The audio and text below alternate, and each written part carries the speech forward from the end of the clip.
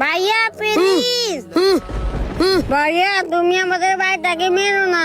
একদম কথা বলবি না, চুপ করে দাঁড়ায় থাক। তোরা আগে থেকে দুই ভাই রয়েছ, আর একটা ভাই দিল কি লাগে আল্লাহ। আমি এবার রাখতে পারবো না আর। ভাইয়া আমাদের বাড়িটাকে কবর দিও না। চুপ, তোরা আর একটা কথা বলবি না। দে বাচ্চা। ভাইয়া আমাদের বাড়িটাকে কবর দিও না। সব সমস্যার সমাধান হয়ে গেছে, তোরা চল।